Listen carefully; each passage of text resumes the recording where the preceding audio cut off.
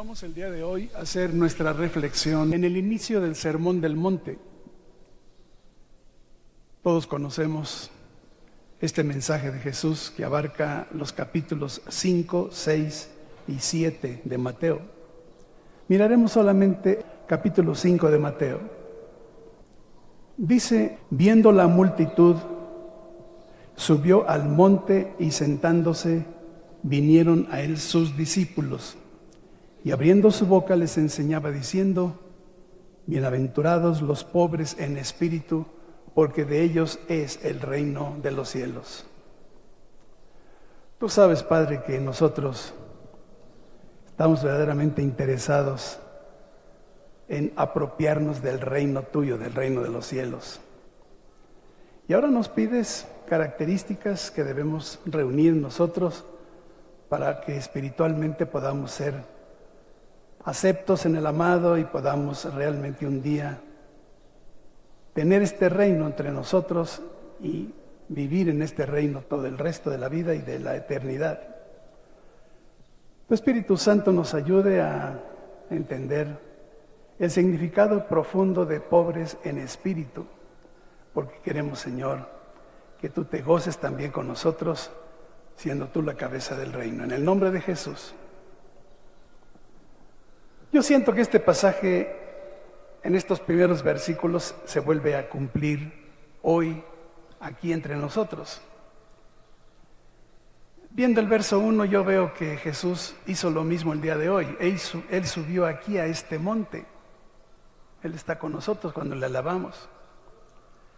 Y seguramente Jesús está viendo toda esta multitud. ¿Cuántos de sus discípulos vinieron a él? Todos, ¿verdad? Estamos justamente delante de su presencia. Pues ponga atención, porque al igual que en aquel tiempo, en el verso 2, el Señor va a abrir su boca en este día y nos va a dar la enseñanza. Afine el oído espiritual y escuchemos el primer dicho del Maestro. Verso 3, bienaventurados los pobres en espíritu, porque de ellos es el reino de los cielos.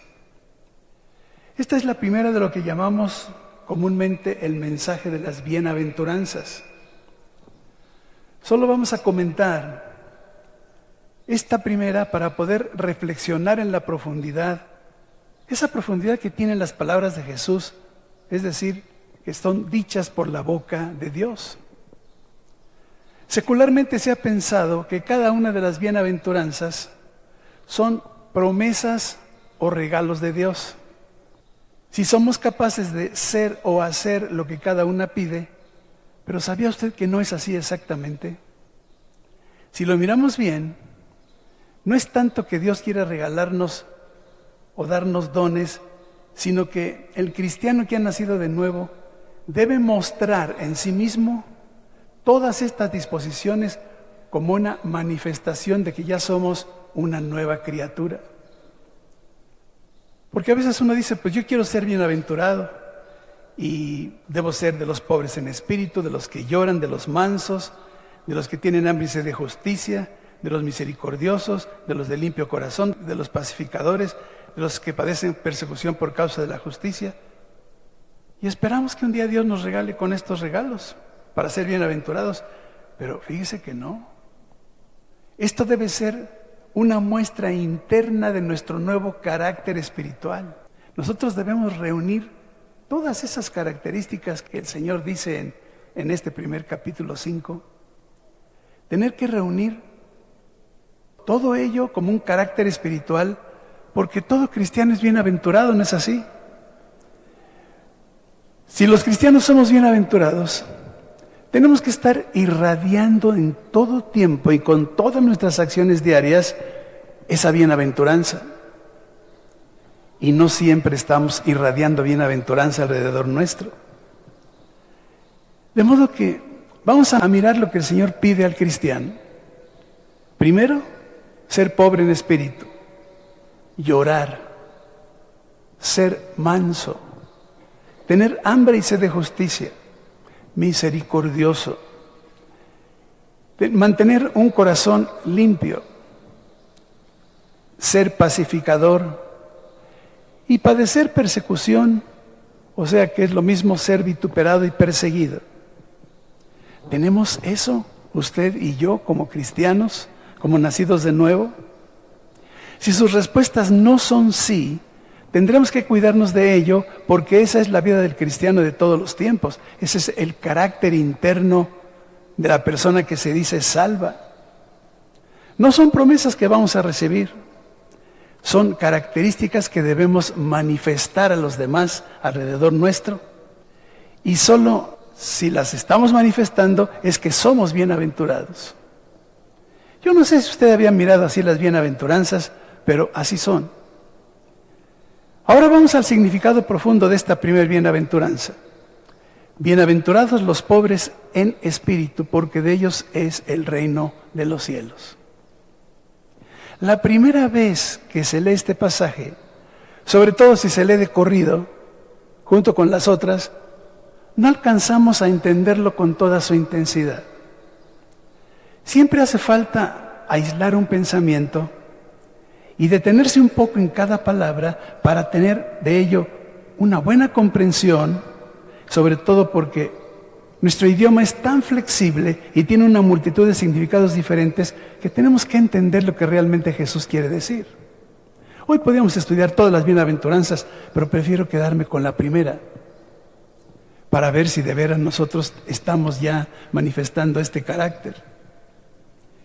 Cuando algunos de nosotros éramos niños, aprendimos este texto de otra manera. Si usted más o menos anda por mi edad, se va a dar cuenta de lo que estoy diciendo.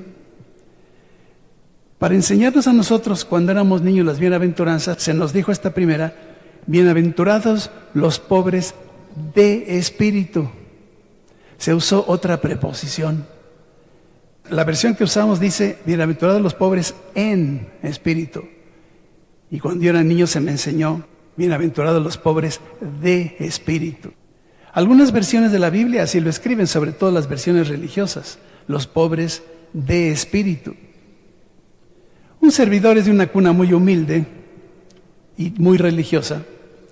Por tanto, en aquella edad, pues yo podía entender lo de espirituales pobres, pero no podía entender lo de pobres espirituales. Porque se antoja ser rico en espíritu y no pobre, ¿verdad?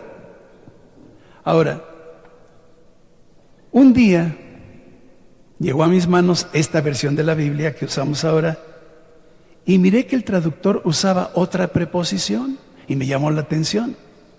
¿Por qué una versión dice pobres de espíritu y por qué la otra dice pobres en espíritu?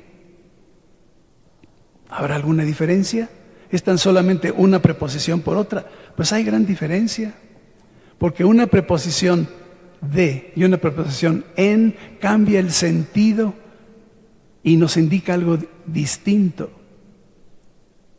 Cuando yo miré esto, pues estuve orando y le dije: Señor, revélame el sentido profundo que tú quieres dar a la frase, porque sin duda que si yo tengo que ver pobres de espíritu y pobres en espíritu, tengo que quedarme con una de ellas, una de las dos, porque no es lo mismo.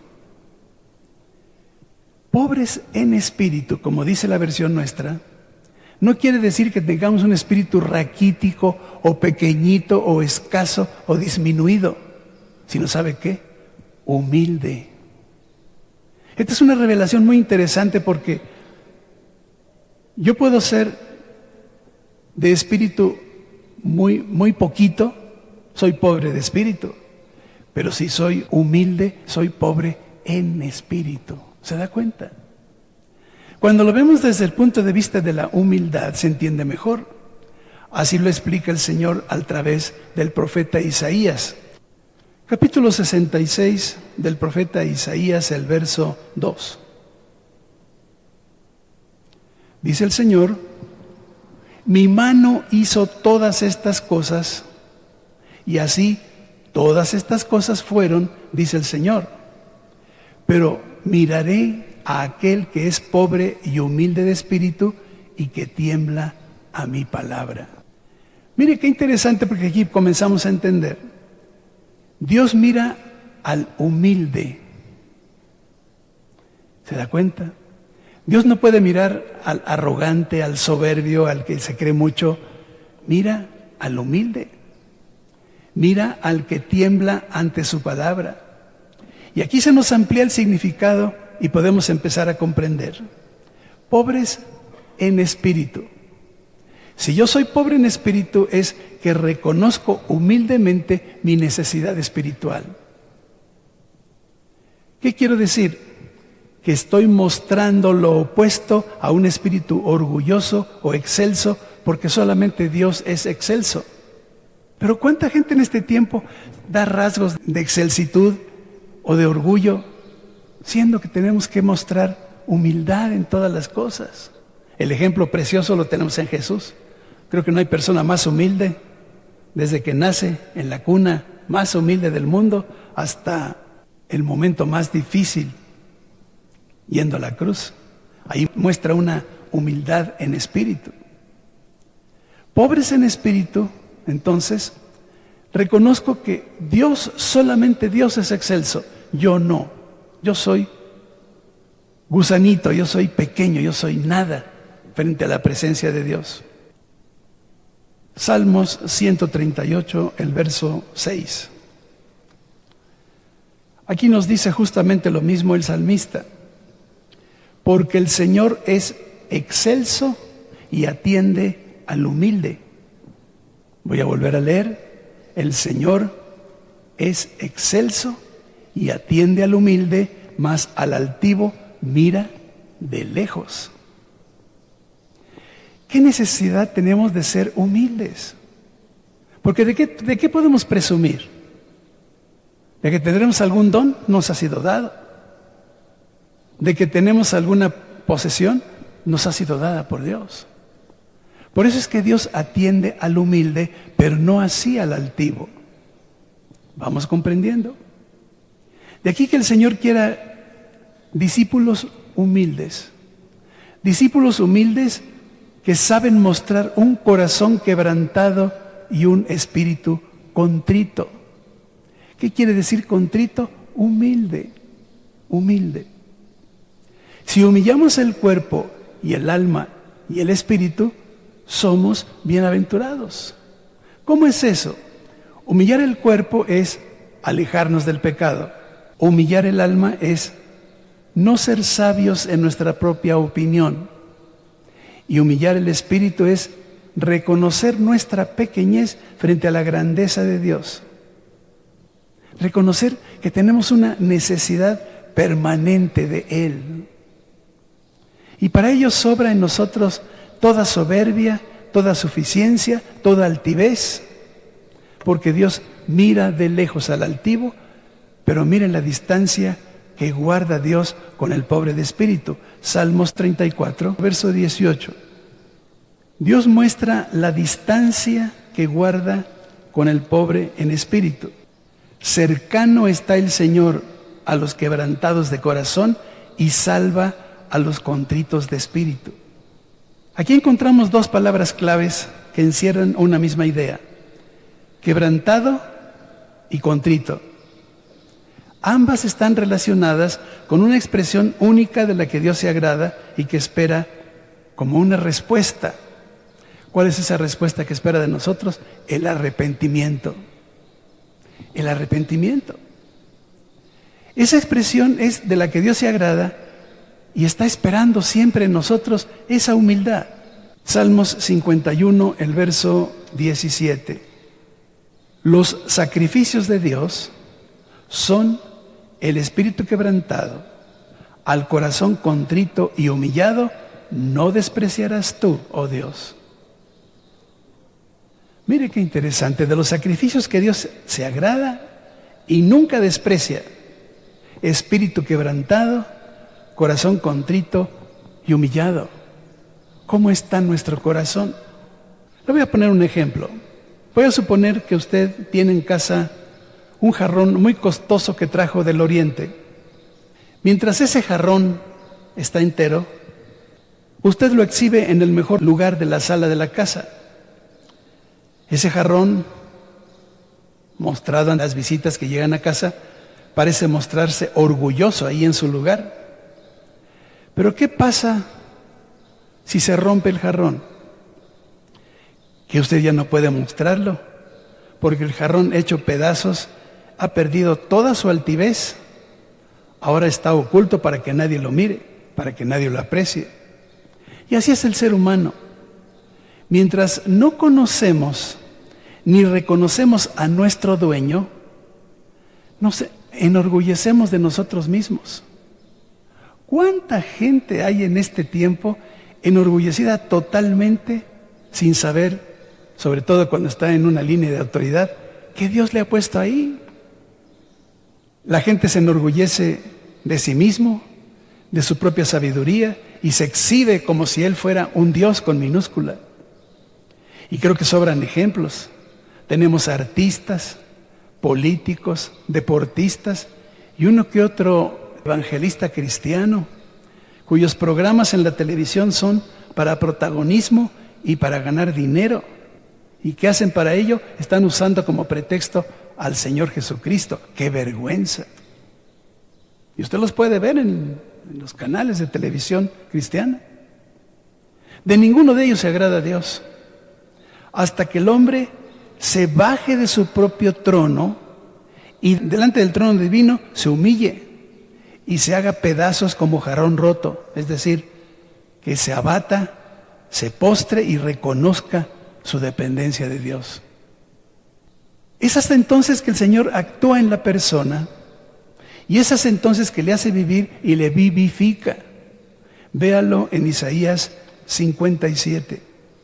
Cuando juntamos todos estos versículos nos damos cuenta de la profundidad que Dios da a una simple preposición en su palabra. Isaías 57, el verso 15. Porque así dijo el alto y sublime, el que habita la eternidad y cuyo nombre es el Santo. Yo habito en la altura y en la santidad, y con el quebrantado y humilde de espíritu, para hacer vivir el espíritu de los humildes y para vivificar el corazón de los quebrantados. Si usted se da cuenta, es la misma idea. Para entrar en la santidad de Dios hay un solo camino: mostrarse quebrantado y humilde. Ese es el camino. Y es cuando entonces el Señor hace vivir el espíritu de los humildes y vivifica el corazón de los quebrantados. Cuando Dios mira así a uno de sus hijos,